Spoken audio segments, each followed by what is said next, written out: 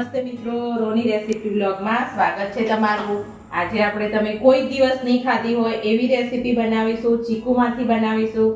તમે જોવો આગળ કે કેવી મસ્ત રીતે હું આ રેસીપી બનાવું છું। તમે કોઈ દિવસ ખાધી પણ નહીં હોય, ભાગ્યે જ કોઈએ ખાધી હશે ચીકુમાંથી બનેલી આ રેસીપી। તો ચલો હું તમને બનાવીને બતાવું। તો ચીકુને આ રીતે મેં મીડિયમ સાઈઝના 3 ચીકુ લઈ લીધા છે। તો એને આ રીતે આપણે છાલ કાઢી લઈશું અને પાક્કા ચીકુ લેવાના છે, ધોઈ અને છાલ કાઢી લેવાની છે। અને આ રીતે આપણે 3 ચીકુ મીડિયમ સાઈઝના એટલે 250 ગ્રામમાં 250 ગ્રામ જેટલા ચીકુ હશે। તો આપણે આ રીતે પ્રોસેસ આ પહેલી કરી લઈએ। તો આ રીતે બધા ચીકુને આપણે છોલી લીધા, 3 ચીકુને। તો આને આપણે મીડિયમ સાઈઝમાં કટ કરી લઈશું અને બીજનો ભાગ અલગ કરી લેશું। એકદમ નાના સમારીશું, જેટલા બને એટલા નાના સમારીશું ચીકુને।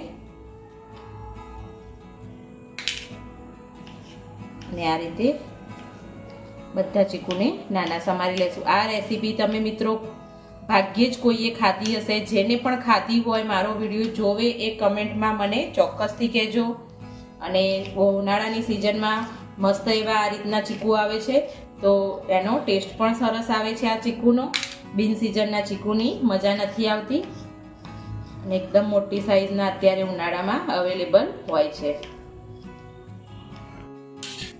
તો આ રીતે આપણે બધા જ નાના એવા કટ કરી લીધા છે ચીકુને। હવે આપણે એક વાસણ લઈશું અને એમાં 1 ચમચી જેટલું ઘી નાખીશું। 1 ચમચી જેટલું તમારે નાખવું હોય તો તમે નાખી શકો છો, એનાથી સરસ એવો ટેસ્ટ આવે છે ઘીનાથી। કોઈ ઘરમાં ઘી ના ખાતા હોય તો તમે ના નાખો તો પણ ચાલે। તો આ રીતે આપણે બધા ચીકુને અંદર એડ કરી દઈશું અને ધીમા ગેસે થોડી વાર ફાસ્ટ ગેસ રાખી અને પછી ધીમો રાખીને આ રીતે ચીકુને જોડે જોડે ધીમા ગેસે ઘીમાં શેકીશું સરસ એવા।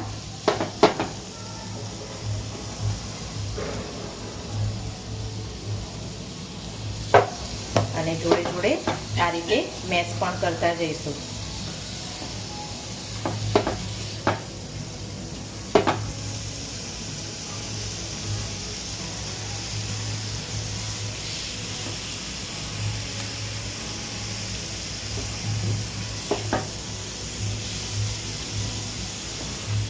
તો આપણા બધા ચીકુ મસ્ત એવા મેશ થઈ ગયા છે। અને હા મિત્રો, આમાં આપણે માવાનો યુઝ નથી કરવાનો, નથી માવો એડ કરવાનો છે કે કંઈ એડ કરવાનું નથી। મેં આ ગરમ કરેલું દૂધ છે, આને આપણે 250 ગ્રામ જેટલું દૂધ એડ કરીશું। અને દૂધની જ્યાં સુધી કણીઓ ના પડી જાય ત્યાં સુધી સતત આને આ રીતે હલાવતા રહેશું।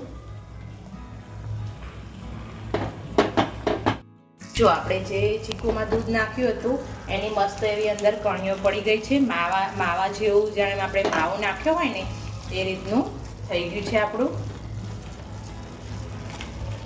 એકદમ મસ્ત એવું લાગે છે। આને આપણે થોડી વાર એવું સતત હલાવતા રહેવાનું છે અને ચડવતા જવાનું છે। અને ઉનાળામાં સારા એવા ચીકુ આવે એટલે એનાથી આ વસ્તુ બની શકે છે। તો આપણે નથી માવાનો યુઝ કરવાનો, એટલે આપણે 10 રૂપિયાવાળું જે મિલ્ક પાવડરનું પેકેટ આવે છે એ આપણે અંદર એડ કરી દઈશું અને સરસ એવું મિક્સ કરી દઈશું બધાને। મિલ્ક પાવડરને આપણે માવાનો યુઝ નથી કરવાનો આમાં। તમે માવો નાખવો હોય તો તમે માવો એડ કરી શકો છો, અવેલેબલ ઘરમાં હોય તો।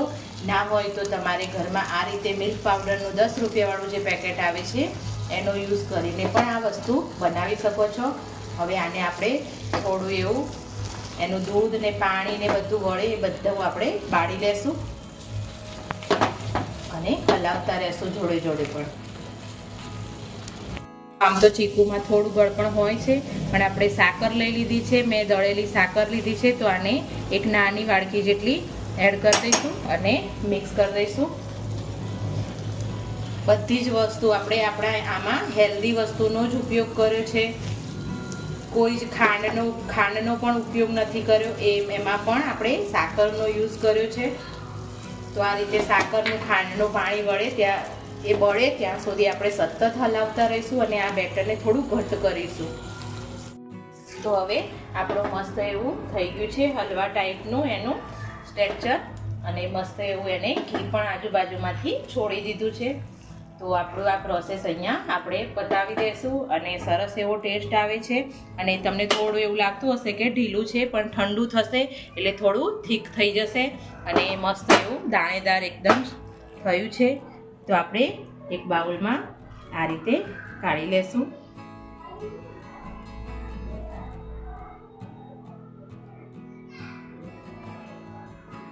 એકદમ જો આપણા વાસણમાં એકદમ ઘી મસ્ત એવું છૂટી ગયું છે.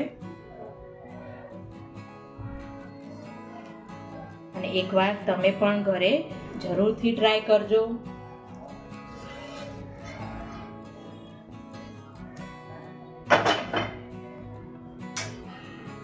અને આપણે હવે થોડા ઉપર કાજુ અને બદામથી થોડું સ્પ્રિંકલ કરી લઈશું. એકદમ ઉપવાસ હોય તો પણ તમે ખાઈ શકો છો. અને મસ્ત એવો હલવો બનીને તૈયાર થઈ ગયો છે. તમે કોઈ દિવસ ટ્રાય નહીં કર્યો હોય એવો હલવો છે આ. તો મિત્રો, તમને આ વિડીયો ગમ્યો હોય તો લાઈક કરજો, શેર કરજો, સબસ્ક્રાઇબ કરજો. Thank you.